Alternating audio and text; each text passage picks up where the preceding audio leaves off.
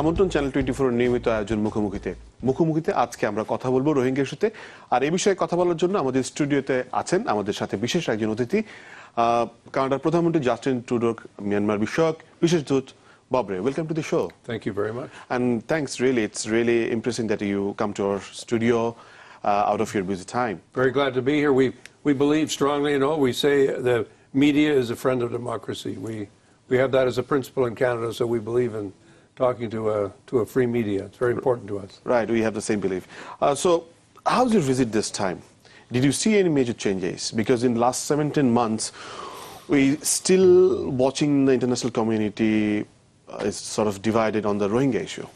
Yeah, I think there's some, the good news is I think we've made some significant progress in the camp in terms of improving conditions. Don't forget, we've saved a lot of lives. People are living who would otherwise not have survived if there hadn't been the humanitarian response and if there hadn't been the response from Bangladesh. It's very important for us to remember that. So if you say, have we made any progress?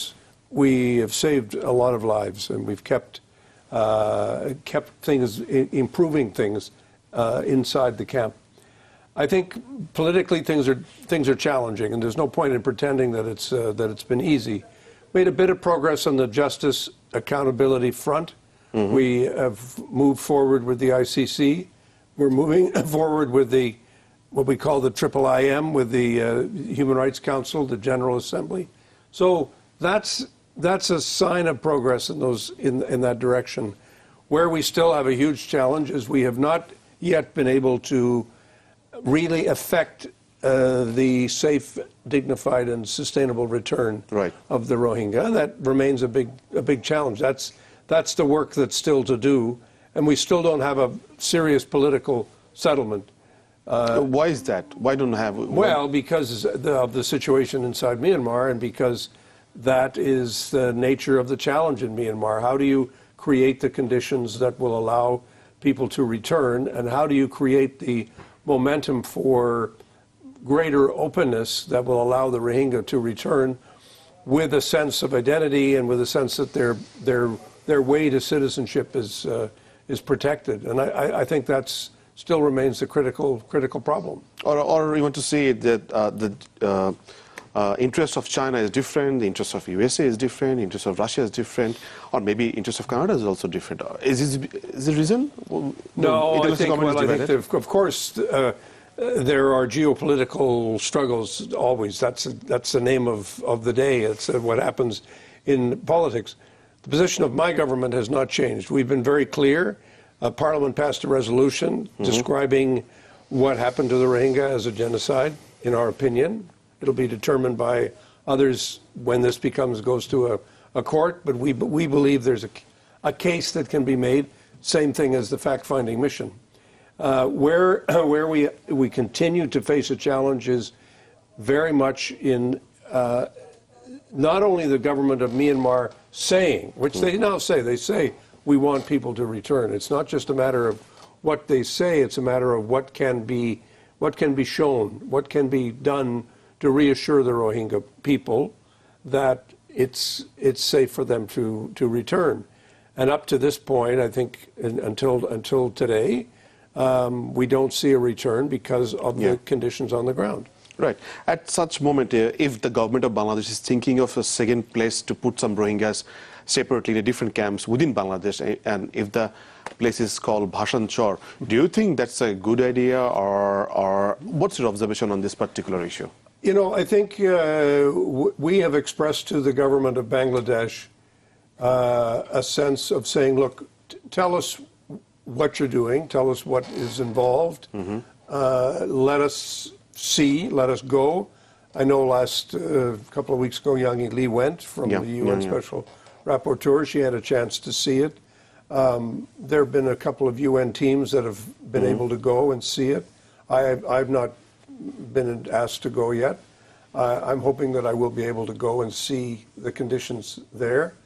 And then I think it's a question of not convincing the UN or Canada or anybody else. The people who have to be persuaded that this is a good place for them to go are the Rohingya people, because they have to say, yes, we will go. I think physically the structures are being built, and we can see pictures of that. But the question is are the programs in place? Is the infrastructure for the agencies, the humanitarian agencies, and other things? I think at the beginning there was some concern, there was some skepticism. Now I think it's more about saying how is this going to be done, and are we sure that we can persuade the Rohingya that it's a good idea to go? And that's so you appreciate the fact that remains to be discussed. Okay, but do you appreciate the fact? I mean, people. I mean, overall, I appreciate what Bangladesh is doing. I think what Bangladesh has done so far is amazing. I think the challenge is to take us to what I call the next stage in the transition. We have to move away from seeing this as just a humanitarian crisis, and we have to say, okay, what's the next step?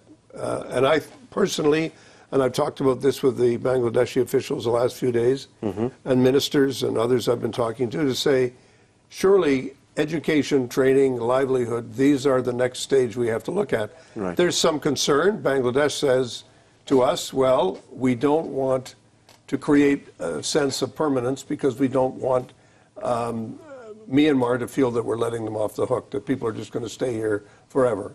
And my reply to that is, no, we agree that this is a transition to repatriation. That's the objective. But while people are here, it's important that they get access to education and training. Right. And to do that, we need a huge amount of fund. Yes. And we have seen in the last JRP, Joint Response Plan, the fund is not all arranged. And 2019 Joint Response Plan is about to launch in mid of February somewhere from Geneva. So how this fund crisis can be done, management in terms of where the whole world is having a lot of humanitarian crisis in different parts? Why they want to fund the same people? Do you find any good reason, or how they can be convinced? Because the donor is the same people. That's why I think you need to have a transition plan. That's why you have to say, this year we want to put this much more money in education. We want to put this much more in. People want to know what's the plan. If you're going to a donor for anything you're doing in life, if you're going to your banker and saying, I want some money, the banker says, what do you want it for? What are you going to do with it? Right. And then the banker has to say, well, is that a good plan?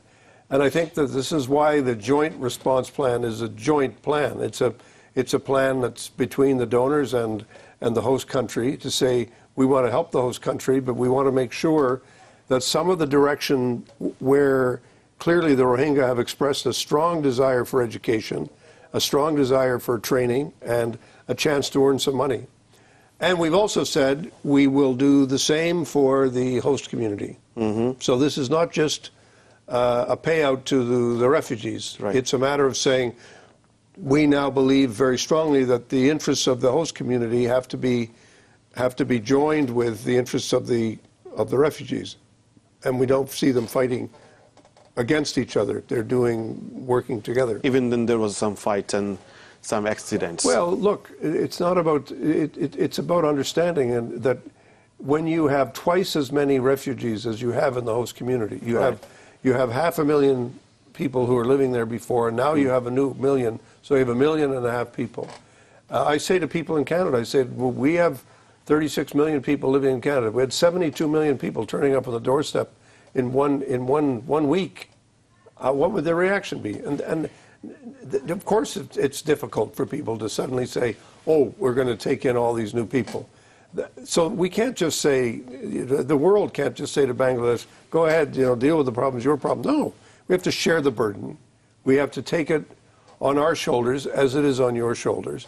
But we also need to agree on, well, what is the plan that's going to allow people to stay and for safely and with education and with access to work.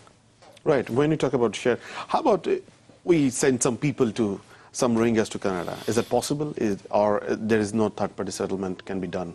No. Have you had any discussion right now? such? I mean, right now the position of the government of Bangladesh is that they don't want to have a major program of resettlement to third-party countries, because they don't want to take the responsibility away from Myanmar. We understand that.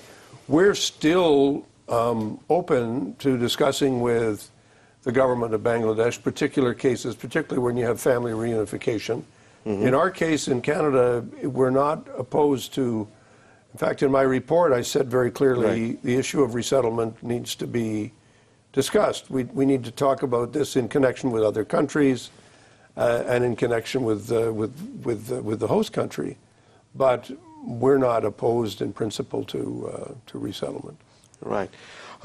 In last 17 or 18 months, we haven't seen UN quite active in Myanmar just because they're not getting access. If that is the case, what can be done in coming 5 years? Will they able to get some place? Well, we still have work to do in terms of what we desire, what we want to see happen with the government of Myanmar, and it's not been easy. We want to see more humanitarian access. We want to see more international access.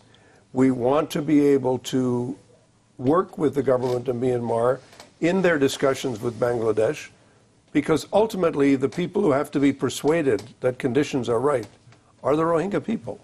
And, you know, we're not living in a time when you can just say to people, you go from here, you go to there. You forced location here, over there. That doesn't work. We can't do that anymore. We live in a democratic context. We need to respect the human rights of the Rohingya.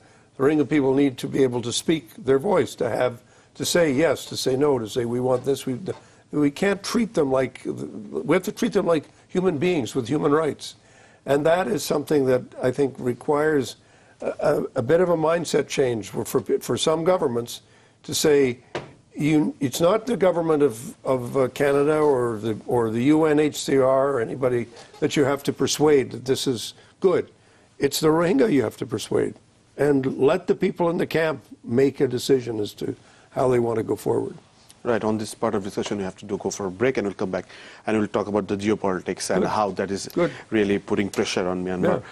দর্শক, আলোচনা করছিলাম রোহিঙ্গা ইস্যুতে ববরের সাথে। আলোচনার এই পর্যায়ে বিরতির সময় হলো, যাচ্ছি, সাথে থাকুন, ফিরছি একটু পর। আমন্ত্রণ আরো একবার মুখোমুখিতে আমাদের সাথে আছেন ববরে। Welcome to the show once again. As before the break, we thought that we'll discuss more about the geopolitics on this particular issue. How do you see particularly China's role on this issue? Because whatever the world have said, both Bangladesh and Myanmar have listened to China, not the rest of the world, not even UN. I mean, whatever the suggestion they have come up with, they are going according like that. Well, I think it's inevitable that China will have a role to play. It's a big economic power. It's a big political power in the region, in Asia, globally. Of course, it will have a role to play. We would like it to be a constructive and positive role, and one that recognizes that China is also a permanent member of the Security Council and a country that has a major role to play globally. I don't see, you know, that the people are listening to China. They're not listening to Canada or the UN. I frankly, I find in my discussions in Bangladesh a very open dialogue with Canada, very respectful and very engaged, and at the most senior levels. I've met twice with the Prime Minister, with Sheikh Hasina. Do you really believe the prescription of China through Myanmar and Bangladesh can really solve the Rohingya crisis by maintaining the international standards? Well, that's I think the question we all have to work on. I mean, we're all part of the UN family, and we're all part of basic international humanitarian law. That's been approved by China as much as it has been approved by any other country. So we understand and fully respect the fact that as a neighbor and as a country that has a strong interest, China is going to play an important role. I think it's also fair to say that we don't believe that it's an exclusive role, that it's only China. No, it essentially is an agreement between Myanmar and Bangladesh and the Rohingya people. I take exception to the notion that we can somehow exclude the Rohingya people or just say we don't have to listen to what they think. We do have to pay attention to what they think.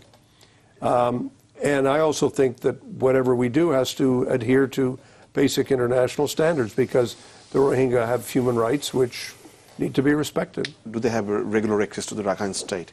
I mean, do they have any observation or any report? No, but nobody does. They've got to remember the only two organizations that have access to Rakhine State are the World Food Program and the International Committee of the Red Cross, the ICRC. Right. We have access to them. We talk to WFP. We talk to the ICRC. We have regular contact with them here in Bangladesh and in Myanmar. We talk to them in New York. We talk to them in Geneva. We all have that same basis of information. We share with the UNHCR any information we have with all of the organizations. But if you say to me, do we have access? No, we don't. Neither do you. Neither does Russia. Neither does anybody else. Nobody else has access. That's one of the big problems. That is, I think it's one of the central questions, is getting access to Rakhine State so that we can all see what's going on. And so we can do this whole exercise in a transparent way. Fine. And any idea that, do you have any correspondence with the country that let's work together, let's bring some peace? I mean, peace. Well, as I've said before, and I always say it, a humanitarian crisis requires a political solution. We can provide a humanitarian response, education. We can provide, conditions that are better. We can make sure that people are well taken care of. But in order to deal with the human rights agenda, the political agenda, the political issues, the demands of the Rohingya people are constitutional, political. They are looking at citizenship, human rights, ability to move around, identity within the constitution of Myanmar. And all of this, in order to reach a settlement, requires a direct negotiation that will ultimately involve the Rohingya people themselves. And do you think Myanmar is scared about doing this? Or I think we have to don't want to lose any chance. We have to recognize that within Myanmar, there is, like in every country, a strong sense of sovereignty. Bangladesh has it, Canada has it. We live in a world of nation states. The nation state says, this is our affair. But the problem is that what's happening in Myanmar has a very strong international dimension. Thailand, China, India, all the border areas with Myanmar are places of conflict. And we have had an ongoing civil conflict in Myanmar since independence in 1947. So there is an issue, obviously, for some greater degree of progress on the front of achieving peace, working on the Constitution. But the main driving forces for this are going to come from within Myanmar. They're not going to come from outside. Right. So apart from China, how about the other countries of this region? Do you think they're progressive, or they're like I think we're standing the same seeing. I think we're seeing ASEAN play a stronger role. Like? I think like Indonesia, like Singapore.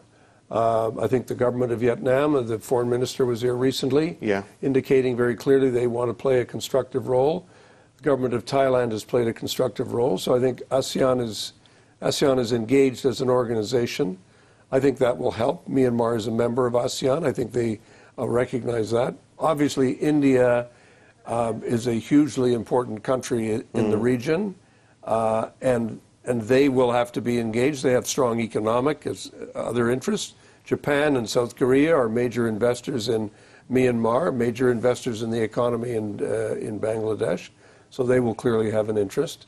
And there are European countries that are playing a constructive role, that are important donors, that play a critical role in terms of aid and assistance to Bangladesh as well as to Myanmar. So it's a global effort. Yeah, on this part of discussion, we have to take another break, and we'll come back and talk about more about the crisis. So, দর্শক, এই পর্যায়ে একটা বিরতি নিচ্ছি, সাথেই থাকুন, ফিরছি একটু পর।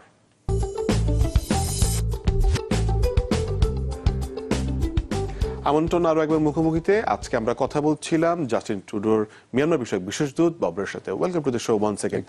As we've been talking about the regional effort to solve this crisis, what are really the particular sectors in this tour of yours you have observed that Bangladesh has really developed in the camps? Say, for example, in terms of security, there was a talk or discussion that we need CCTV throughout the camps so that they can be watched in the night times or when it's dark. Such discussions was there. So I think the biggest progress that we made actually has been in, first of all, the physical infrastructure of the camp is hugely improved. The roads, the access, but the condition of housing has improved. The condition of sanitation has improved. We are seeing more learning centers. We're seeing more opportunities for education for young kids. But the problem is not just the young kids; it's adolescents. We need to deal with the teenagers. That's the generation that we don't want to miss. And I think there has been a growing effort on the security front as well, and that will continue. But I think one has to recognize that security will improve as safety improves and as political dialogue improves. The worst thing, our enemy right now is despair. Our enemy is people giving up and saying there's nothing we can achieve. We have to, go out and engage in criminal activity or another violent activity, and that's the thing we have to keep working against. And you don't do that by locking people up. Whatever security mechanisms are taken, that's up to the police, that's up to the army, and up to others to work out with the Rohingyas.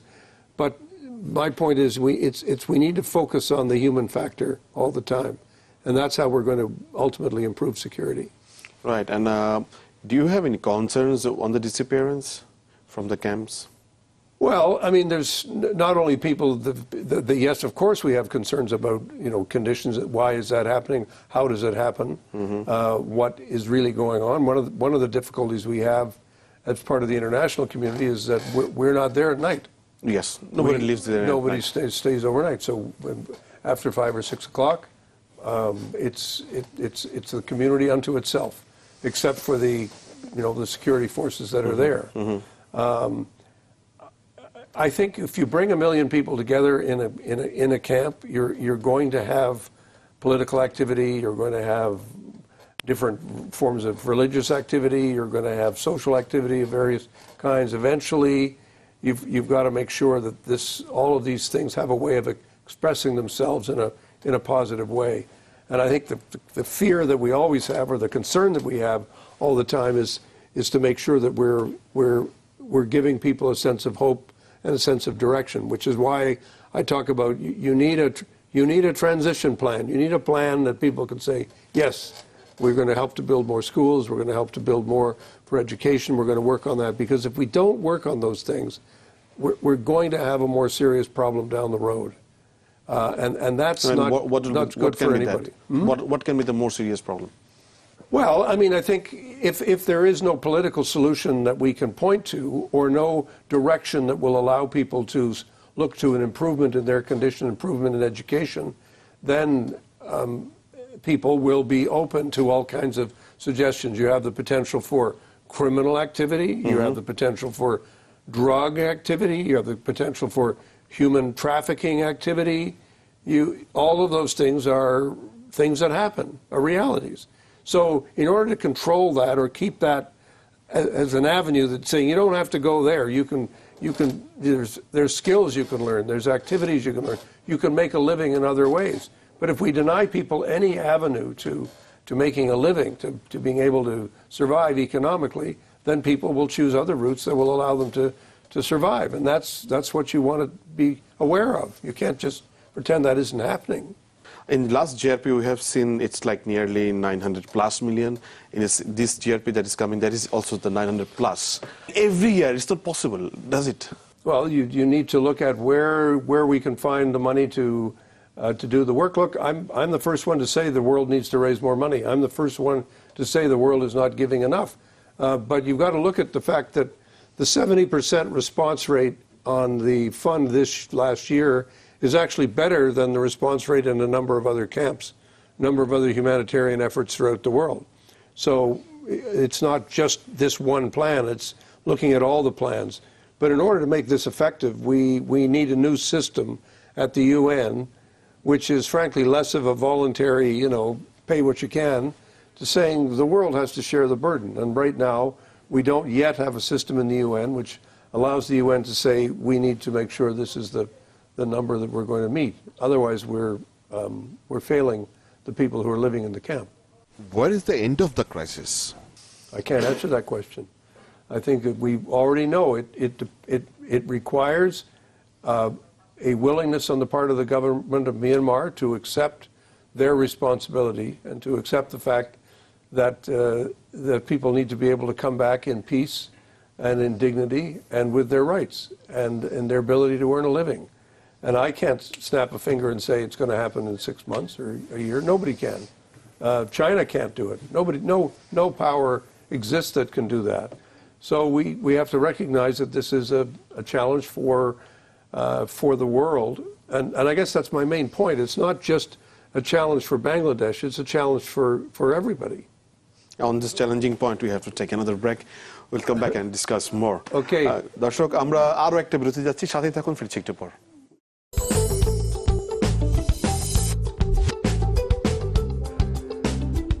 আমন্ত্রণ আরো একজন মুখোমুখিতে আমরা কথা বলছিলাম কানাডার প্রধানমন্ত্রী জাতির Myanmar বিষয়ক বিশেষ দূত ববের সাথে। Welcome to the show for the last time, and as we've seen that really cannot find the solution of this crisis, but we have to carry on. How patient we really can be for a long time? I don't think it's about patience. I mean, because patience alone is not enough. We need patience, yes, but we also need perseverance. And we need to understand that it's going to take time, but we also have to show signs of progress.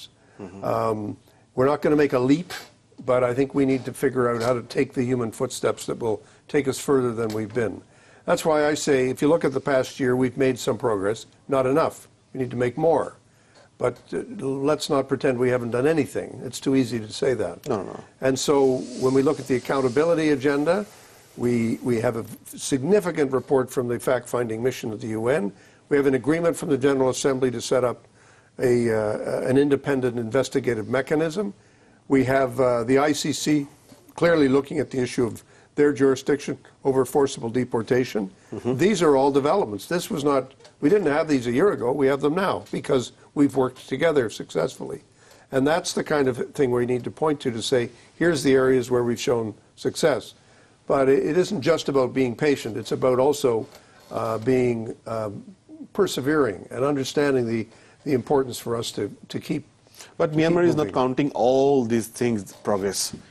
They're not giving anything. They're not giving damn to us, right?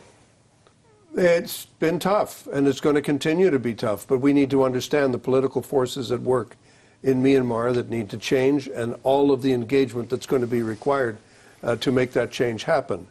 And then you have to consider what are the alternatives. What alternative do we have? Is there you tell me what other plan is in place that's going to lead to I believe a that solution. After 2020, when they have election, they probably take some people back. We don't know. We don't know what the result of the election would be. Why would we wait until then before we say we need to start making progress on this question of rights and the question of improvements on the ground?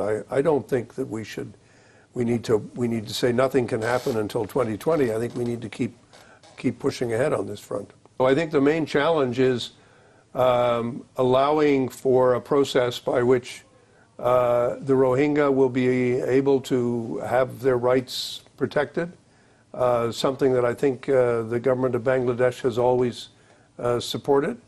And I don't see any direct threat to Bangladesh. I think it's more a matter of working out a solution that will be seen as politically acceptable to everybody, including the Rohingya. How these people can be called? Refugees or displaced person from Myanmar? It's been a long-standing issue. This is not this year's issue. This has been an issue for 35 years. For more than 35 years, Bangladesh has said, no, the Rohingya are illegal migrants from another country. And technically and legally, we believe, many other countries believe that the Rohingya are refugees. They meet the definition of a refugee. Well, the point is, there's no point in arguing about a word. The point is, recognizing that the people who are here have rights, and that the people who are here have humanitarian needs, and that they're human beings. And the government of Bangladesh has responded to that. They haven't said, we don't think these people have any rights. They have no, we're going to kick them out. We have no obligation to them. The government of Bangladesh has not said that. If it can't bring itself, look, we have a crazy situation in a way, because we have, Bangladesh says, oh, we don't think they're refugees. And so don't use the word refugee. So we go to Myanmar. Myanmar says, we don't think they're Rohingya. So call them something else. Yeah. And you say, look, we think these are Rohingya people, and they are refugees in Bangladesh. And they're refugees in India, and some of them are refugees in Saudi Arabia. The fact that the host country says we don't want to play that, we're not going to go there, doesn't change our view. And it doesn't mean we're going to we have a difference of opinion. It's not the end of the world. I believe someday they will come out of this identity crisis. Yeah, it's not. But they have no crisis of identity. They know who they are. It's our crisis. Yeah, it's two governments which, for each one for their own reason, says they're not refugees. The other one says they're not Rohingya, and the Rohingya themselves say we know who we are, and more countries around the world, like Canada, like other countries, say these are Rohingya. They have a name. They have an identity. They're human beings. They have been politically forced out of one country. They're not recognized who they are. They're in danger of their lives. They are refugees. They are Rohingya. And we need to continue to say that. Yeah. Thank you for coming to the show and sharing your views. I believe the way we discuss can really make some impact on the whole repatriation process. And I hope so, and I hope we can keep discussing it, because I think the discussion is key. And that's why we think you have such a strong role to play in the media. Oh, thank you so much. Thank you so much for bringing this gift to us. It means a lot. It's a friend of democracy. Right. Thank you. And I believe the whole world is friend of democracy. I hope. Yeah, thank you for coming to the show. Thank you. দর্শক, আমরা আজকে শেষ করছি মুখোমুখি। দেখা হবে মুখোমুখি অন্য কোনো পর্বে।